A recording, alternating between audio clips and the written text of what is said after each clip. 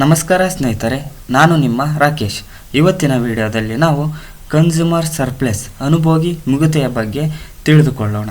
ಸ್ನೇಹಿತರೆ, ಅನುಭೋಗಿಯ ಮಿಗುತೆ ಅನ್ನೋ ಒಂದು ಸಿದ್ಧಾಂತವನ್ನು ಮೊಟ್ಟಮೊದಲ ಬಾರಿಗೆ ಫ್ರಾನ್ಸ್ನ ಅರಸನೆ ಜೂಲ್ಸ್ ಡುಪಿಟ್ ಮತ್ತು ಇಂಗ್ಲೆಂಡ್ನ ವಿಲಿಯಂ ಸ್ಟಾನ್ಲಿ ಜೀವನ್ ಎಂಬ ಅರ್ಥಶಾಸ್ತ್ರಜ್ಞರು ಈ ಒಂದು ಸಿದ್ಧಾಂತವನ್ನು ಮೊದಲ ಬಾರಿಗೆ ಬಳಸಿದರು. ಸ್ನೇಹಿತರೆ, ಈ ನಿಯಮವನ್ನು ಹೆಚ್ಚಿನದಾಗಿ ಪ್ರಚಾರಪಡಿಸಿದವರು ಯಾರಪ್ಪ ಅಂತಂದರೆ ಆಲ್ಫ್ರೆಡ್ ಮಾರ್ಷಲ್ರವರು ಈ ನಿಯಮವನ್ನು ಪ್ರಚಾರಪಡಿಸಿದರು. ಇದಕ್ಕೆ ಸಂಬಂಧಪಟ್ಟಂತೆ ಅವರು ಆಲ್ಫ್ರೆಡ್ ಮಾರ್ಷಲ್ರವರು ದ ಸರ್ಪ್ಲಸ್ ಆಫ್ ಎಕನಾಮಿಕ್ಸ್ ಎಂಬ ಒಂದು ಪುಸ್ತಕವನ್ನು ಬರೆದಿದ್ದಾರೆ. ಸ್ನೇಹಿತರೆ, ಇಲ್ಲಿ ಅನುಭೋಗಿಯ ಮಿಗುತೆ ಅಂತ ಅಂದರೆ ಏನು?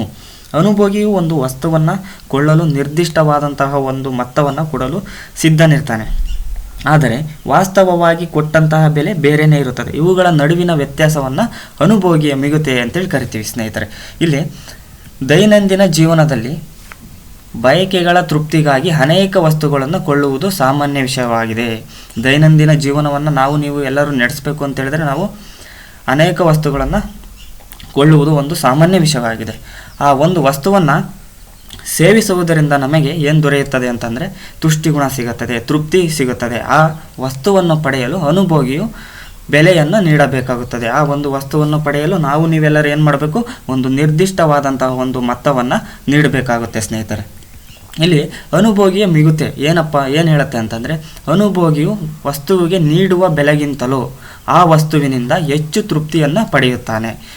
ಉದಾಹರಣೆಗೆ ನಾವೇ ಆಗಿರ್ಬೋದು, ಒಂದು ವಸ್ತುವನ್ನು ಕೊಳ್ತಿದ್ದೀವಿ ಅಂತಂದರೆ ಅದಕ್ಕೊಂದು ನಿರ್ದಿಷ್ಟವಾದ ಒಂದು ಬೆಲೆಯನ್ನು ನೀಡ್ತಾ ಇದ್ದೀವಿ ಅಂತ ತಿಳ್ಕೊಳ್ಳೋಣ.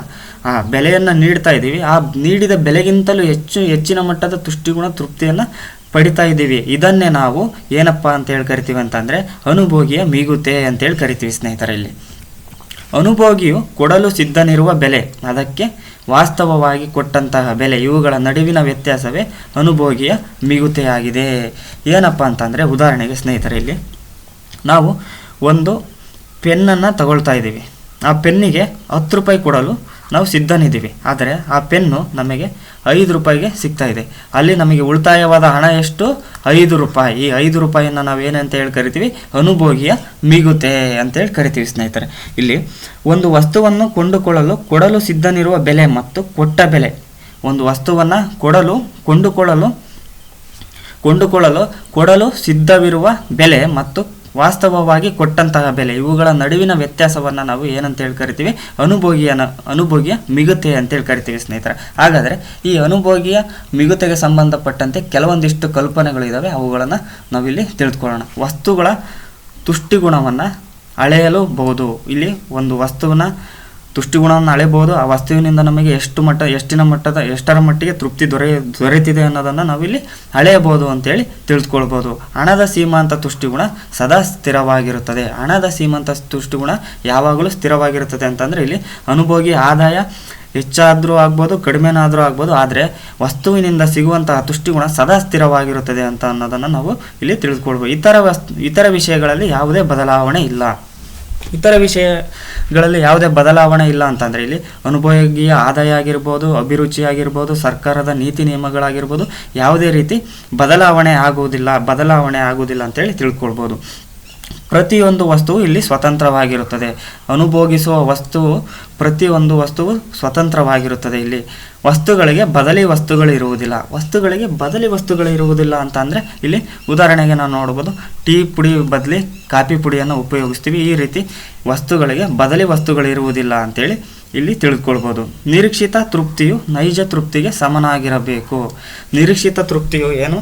ಈಗ ನಾವೊಂದು ವಸ್ತುವನ್ನು ಕೊಂಡುಕೊಳ್ಳಬೇಕು ಹೋದಾಗ ಆ ವಸ್ತುವಿನಿಂದ ನಾವು ಇಷ್ಟಿನ ಮಟ್ಟದ ತೃಪ್ತಿ ಸಿಗತ್ತೆ ಅಂತೇಳಿ ನಾವು ನಿರೀಕ್ಷೆ ಮಾಡಿರ್ತೀವಿ. ಆದರೆ ಆ ನಿರೀಕ್ಷೆ ಮಾಡಿದ ತೃಪ್ತಿ ಆ ವಸ್ತುವಿನಿಂದ ಸಿಗುವ ತೃಪ್ತಿ ಸಮನಾಗಿರುತ್ತದೆ ಅಂತೇಳಿ ಇಲ್ಲಿ ನಾವು ತಿಳ್ಕೊಳ್ಬೋದು. ವಸ್ತುಗಳ ಸೀಮಾಂತ ತುಷ್ಟಿಗುಣ ಇಳಿಮುಖವಾಗಿರುತ್ತದೆ. ನಾವು ಒಂದು ವಸ್ತುವನ್ನು ಒಂದಾದ ನಂತರ ಒಂದರಂತೆ ಉಪಯೋಗಿಸ್ತಾ ಹೋದಂತೆ ಆ ವಸ್ತುವಿನಿಂದ ಸಿಗುವಂತಹ ತುಷ್ಟಿಗುಣ ಕಡಿಮೆ ಆಗುತ್ತಾ ಹೋಗುತ್ತದೆ ಅನ್ನೋದನ್ನು ನಾವಿಲ್ಲಿ ತಿಳಿದುಕೊಳ್ಬೋದು.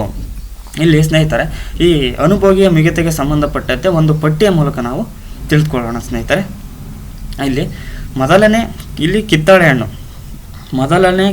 ಹಣ್ಣನ್ನು ತಗೊಳ್ಬೇಕು ಅಂತ ಅಂದಾಗ ಅದರಿಂದ ಸಿಗುವ ಸೀಮಾಂತ ತುಷ್ಟಿಗುಣ 10ರಷ್ಟಿದೆ. ನಾವು ಕೊಡಲು ಸಿದ್ಧನಿರುವ ಬೆಲೆ 10 ರೂಪಾಯಿ. ಆದರೆ ನೈಜವಾಗಿ ಕೊಟ್ಟ ಬೆಲೆ 2 ರೂಪಾಯಿ. ಉಳಿದ ಶೇಷ ಎಷ್ಟು ನಮಗೆ 8 ರೂಪಾಯಿ. ಇದನ್ನು ನಾವು ಏನಂತ ಹೇಳಿ ಕರಿತೀವಿ, ಅನುಭೋಗಿಯ ಮಿಗುತೆ. ಇಲ್ಲಿ ಎರಡನೇ ಕಿತ್ತಾಳೆ ಹಣ್ಣನ್ನು ತಗೊಳ್ಬೇಕಾದ್ರೆ ಇಲ್ಲಿ ಅದರಿಂದ ಸಿಗುವ ಸೀಮಂತ ತುಷ್ಟಿಗುಣ ಕಡಿಮೆ ಆಗುತ್ತೆ. ಯಾಕಂದರೆ ನಾವು ಮೊದಲನೇದಾಗಿ ಆ ಹಣ್ಣನ್ನು ನಾವು ಅನುಭವಿಸಿದ್ದೀವಿ. ಆದ್ದರಿಂದ ಅದರಿಂದ ಸಿಗುವಂಥ ತುಷ್ಟಿಗುಣ ಏನಾಗುತ್ತೆ, ಕಡಿಮೆ ಆಗುತ್ತೆ. ಕೊಡಲು ಸಿದ್ಧನಿರುವ ಬೆಲೆಯೂ ಕೂಡ ಕಡಿಮೆ ಆಗ್ತಾ ಹೋಗುತ್ತೆ. ನೈಜವಾಗಿ ಕೊಟ್ಟ ಬೆಲೆ ಎಷ್ಟಿದೆ, 2 ರೂಪಾಯಿ ಇದೆ. ಇವೆರಡರ ನಡುವಿನ ಶೇಷ ಎಷ್ಟು, 6 ರೂಪಾಯಿ.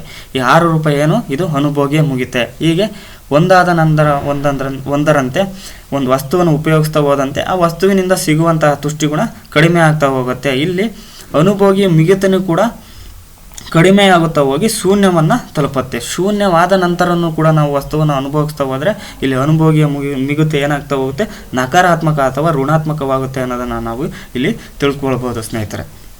ಇಲ್ಲಿ ನಾವು ಕೊಡಲು ಸಿದ್ಧನಿರುವ ಬೆಲೆ ಎಷ್ಟು, 30 ರೂಪಾಯಿ. 30 ರೂಪಾಯಿ ಒಂದು ವಸ್ತುವನ್ನು ಕೊಂಡುಕೊಳ್ಳಲು ನಾವು 30 ರೂಪಾಯಿ ಕೊಡಲು ಸಿದ್ಧವಿದ್ದೀವಿ. ಆದರೆ ನಾವು ನೈಜವಾಗಿ ಕೊಟ್ಟ ಬೆಲೆ ಎಷ್ಟು, ಅದಕ್ಕೆ 10 ರೂಪಾಯಿ. ಉಳಿದ ಶೇಷ ಎಷ್ಟು, 20 ರೂಪಾಯಿ. ಇದನ್ನು ನಾವು ಅನುಭೋಗಿಯ ಮಿಗುತೆ ಅಂತೇಳಿ ಕರಿತೀವಿ ಸ್ನೇಹಿತರೆ. ಹಾಗಾದರೆ ಈ ಅನುಭೋಗಿಯ ಮಿಗುತೆಗೆ ಸಂಬಂಧಪಟ್ಟಂತೆ ಒಂದು ರೇಖಾಚಿತ್ರದ ಮೂಲಕ ನಾವು ತಿಳಿದುಕೊಳ್ಳೋಣ ಸ್ನೇಹಿತರೆ. ಇಲ್ಲಿ ಸ್ನೇಹಿತರೆ OY ಅಕ್ಷದಲ್ಲಿ ವಸ್ತುಗಳ ಪ್ರಮಾಣವನ್ನು ನಿಗದಿಪಡಿಸಲಾಗಿದೆ. OX ಅಕ್ಷದಲ್ಲಿ ವಸ್ತುಗಳ ಪ್ರಮಾಣವನ್ನು ನೋಡ್ಬೋದು.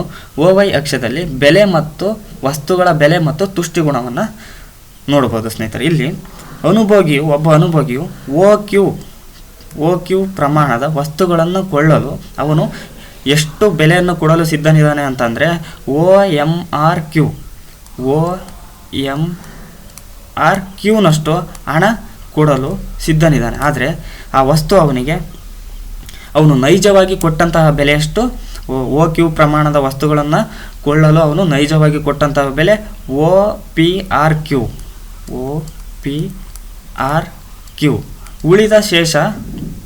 ಉಳಿದ ಶೇಷವೇ ಅವನಿಗೆ ಏನು, ಅನುಭೋಗಿಯ ಮಿಗುತೆ. ಇಲ್ಲಿ ಏನು MRP ಇದೆಯಲ್ಲ, ಇದನ್ನು ನಾವು ಅನುಭೋಗಿಯ ಮಿಗುತೆ ಅಂತೇಳಿ ಕರಿತೀವಿ ಸ್ನೇಹಿತರೆ. ಇಲ್ಲಿ ಒಂದು ವಸ್ತುವನ್ನು ಕೊಂಡುಕೊಳ್ಳಲು ಅವನು 100 ರೂಪಾಯಿ ಕೊಡಲು ಸಿದ್ಧನಿದ್ದಾನೆ. ಆದರೆ ಆ ವಸ್ತು 80 ರೂಪಾಯಿಗೆ ಸಿಗ್ತಾ ಇದೆ.